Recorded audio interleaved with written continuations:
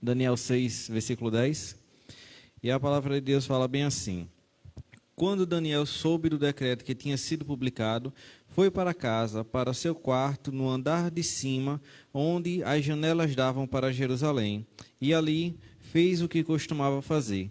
3 vezes por dia ele se ajoelhava e orava, agradecendo a Deus. Amém? Amém. Pode sentar, igreja. Glória a Deus, aleluia. Vou ler aqui também em 2 Pedro 1,10, que diz assim: portanto, irmãos, outra versão aqui, portanto, irmãos, empenhem-se ainda mais para consolidar o chamado e a eleição de vocês, pois se agirem dessa forma, jamais tropeçarão. Amém? Glória a Deus.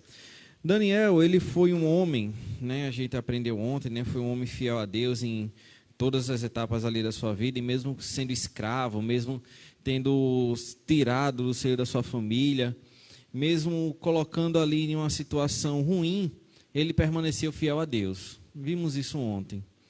E a fidelidade de Daniel, ela foi uma fidelidade muito grande, porque mesmo atentando contra a sua própria vida, ele mesmo assim escolheu ser fiel a Deus, que é o nosso caso da cova dos leões. Sendo que Daniel, ele tinha por costume orar 3 vezes ao dia em agradecimento a Deus. A gente sabe que nossa vida como cristão, ela tem algumas rotinas. A gente tem nossos cultos, a gente tem nossas orações, a gente tem nosso ciclo de orações, e a gente também tem a nossa prática de oração. Daniel aqui, ele tinha por costume orar 3 vezes por dia. É tanto que quando ele ora para Deus uma determinada feita, pedindo algo, Deus de imediato responde. Ele demora ali um certo tempo, porque o príncipe desse mundo o impediu, né, de trazer a mensagem, mas ele de imediato responde. Porque Daniel, ele já tinha essa prática de oração. Ele não orava porque a situação estava ruim, ele não orava porque as coisas estavam apertadas, as coisas estavam complicadas, não. Ele orava de contínuo 3 vezes por dia. Daniel, embora o relato aqui que narra a passagem é quando um decreto é assinado, na qual não iria favorecê-lo, né, iria prejudicá-lo, ele mesmo assim continua fazendo o que de costume. E a palavra, ela quer deixar bem claro para a gente, quando ele fala bem assim: e ali fez o que costumava fazer. 2 pontos. 3 vezes por dia ele se ajoelhava e ele orava. Amém? Daniel, quando foi levado para o cativeiro, ele teve a função de ser conselheiro, né? Conselheiro ali, ele era um dos nobres, ele estudou para que tivesse conhecimento ali daquela região, fosse um homem sábio, e utilizasse essa sabedoria em prol do reino na qual ele estava cativo. Ou seja, ele aconselhava, ele dava ali suas instruções. Sendo que Daniel, ele não simplesmente era um homem que estudou e se destacou. Ele era um homem na qual aconselhava as coisas segundo Deus.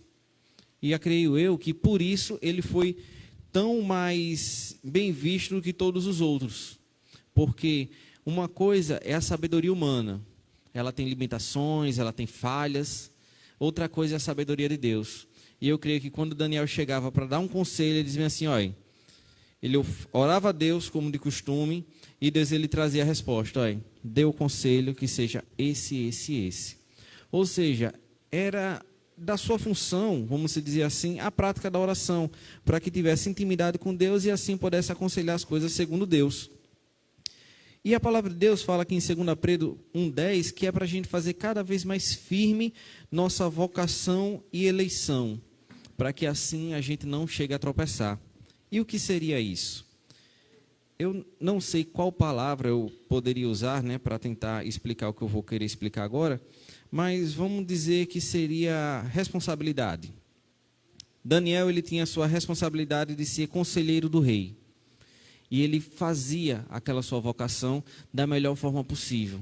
E ele orava a Deus de constante, para ter intimidade, eu creio que não só para fazer seu trabalho bem feito, mas também para que ele tivesse vida, mas ele assim o fazia. Ele diz, ó, eu sou conselheiro, seria mais ou menos essa a ideia. Então, eu vou fazer cada vez mais firme. Eu vou orar a Deus, vou buscar cada vez mais sabedoria em Deus para que eu possa fazer aquilo no qual fui chamado para fazer. E aí a gente tem vários e vários outros relatos na Bíblia que traz basicamente a mesma coisa, que é são homens na qual fizeram cada vez mais firme sua vocação e eleição. E assim eles foram grandemente abençoados. Mas não só grandemente abençoados, mas eles eram um homem no qual Deus estava ali, do lado deles. A gente tem um exemplo de Davi. Quando menino, ele apacentava as ovelhas. E ele dizia bem assim, qual seria a minha obrigação? Apacentar as ovelhas. Então vou fazer minha obrigação, e não só vou fazer, mas vou fazer bem feita. E aí chegou um momento na qual ele teve que lutar contra o gigante. E por fazer ali as suas obrigações, eu creio que Deus honrou e fez com que ele vencesse. E aí ele se achega ao rei, ele se torna soldado, ele faz ali a sua obrigação da melhor forma possível, e ele continua crescendo e até chegar a rei e tornar Israel um grande império. Porque ele fez as suas obrigações, ele fez aquele na qual era dele a responsabilidade. E a palavra de Deus fala bem assim, porque fazendo isso, jamais tropeçará. O cair é natural do homem, sendo que se a gente se achegar a Deus e fazer firme a nossa vocação e eleição, a palavra nos garante que jamais nós tropeçaremos, jamais nós cairemos. E Deus, Ele é um Deus que Ele fala as coisas por etapas. Ele não simplesmente, quando Davi era pastor de ovelhas, ele dizia assim, olha, você vai ser rei. Não, ele era pastor, ele pastoreava as ovelhas. Sendo pastor, Deus já sondava o coração dele, e ali ele foi. Mesmo ungindo o rei, ele foi soldado, general de guerra, até chegar a ser rei. Hoje, nós temos nossas responsabilidades. E se fizermos nossas responsabilidades, podemos nos encaixar aqui, como pessoas fazendo cada vez mais firme nossa vocação e eleição, e dessa forma a gente não cai. Se a gente simplesmente olha para o nosso eu, nossa vontade, nosso querer, nós não vamos estar fazendo as nossas o que foi vocacionado para a gente, o que nós fomos eleitos para fazer. E não fazendo isso, a gente está, eu não diria que fadado a tropeçar, mas aí a gente entra na possibilidade de tropeçar. Para que a gente possa dizer bem assim, ó, eu não vou tropeçar, a gente tem que procurar cada vez mais fazer nossa vocação e eleição. E aí a gente tem que olhar para nós mesmos e dizer bem assim, não, mas espera aí, qual é minha obrigação? As minhas obrigações, as minhas tarefas, as minhas responsabilidades, não somente como para a igreja, né? Também para a igreja, mas como cristão. O que é que um cristão faz? Daniel, ele orava. Davi, Samuel, ele ouvia Deus e dava a mensagem. Davi, ele pastoreou, ele foi rei, um grande rei. Salomão, ele pediu sabedoria para poder governar o povo, deu suas escorregadas, mas por fim, né, ele ainda traz a grande sabedoria e diz assim, ó, sabedoria mesmo é temer a Deus. Moisés, ele levou o povo para a terra prometida, né, iniciou ali aquele processo, e ali ele estava fazendo cada vez mais sua vocação e eleição. Mas nenhum deles, Davi não começou rei, Moisés não começou libertador, mas eles fizeram o que era de responsabilidade deles naquele momento. E se a gente não fizer o que é nossa responsabilidade hoje, a gente vai estar cometendo um erro, e esse erro ele pode trazer um prejuízo para a gente. Primeiro, é que Deus ele não vai colocar a gente num local, numa próxima etapa. Se Davi não fosse um bom pastor, com certeza ele não iria para aquela batalha para vencer. Ou seja, a gente precisa fazer as nossas responsabilidades hoje bem feitas, para que Deus ele possa nos colocar na próxima etapa da nossa vida. O apóstolo conta a história de um pastor que era um grande homem de Deus, liderava ali uma igreja, E passou-se o tempo. Quando ele estava ali com uma idade um pouco avançada, Deus ele chega e diz bem assim para ele: olhe, agora você deixa de liderar essa igreja e você vai fazer aquilo no qual eu quero que você faça. E aí ele fica indignado. Como assim? Anos eu passo aqui fazendo essa atividade, me empenhando em fazer a coisa bem feita, e agora, só agora, eu vou entrar debaixo da real vontade que o Senhor tem para mim, do real compromisso, da minha real vocação. Ele é.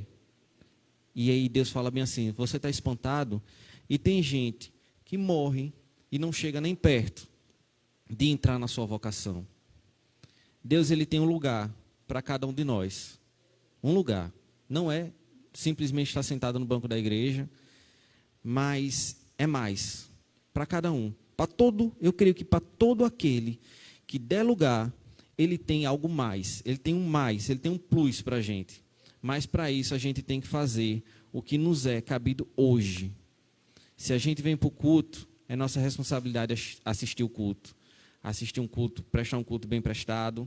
Se a gente louva aqui na casa de Deus, é nossa responsabilidade louvar da melhor forma possível, de todo o coração. Se a gente não sabe, a gente busca a Deus. Graças a Deus, nós temos um Deus que Ele nos ajuda, Ele nos auxilia, Ele não nos deixa enganados. Mas, fazendo essas coisas, aí Deus vai olhar e dizer assim: esse meu servo, ele está fazendo as coisas direitinho. Então vou dar mais. Fica que nem a parábola dos talentos. Deu 2, deu 1, deu 2, deu 5. E ali aqueles multiplicaram. Aqueles que multiplicaram ficaram com ele mesmo os talentos. E aquele que escondeu, o talento foi tirado. Se a gente não fizer a nossa vocação e eleição, a gente vai ter nosso talento tirado. Se a gente fizer, a gente vai ficar com cada vez mais talento. Nós temos que mostrar para Deus que nós somos confiáveis. E Deus ele vai nos provar no pouco. E se a gente reprovar no pouco, a gente vai permanecer no pouco. Mas se a gente passar por essa prova, cada um aqui está na sua etapa, cada um aqui está no seu nível, mas passando por essa etapa, passando por esse nível, Deus ele vai colocar a gente em um patamar maior. E as provas e as lutas vão ser mais difíceis, mas a presença de Deus, que é o que temos de mais importante, ela também vai ser mais próxima de nós. Amém?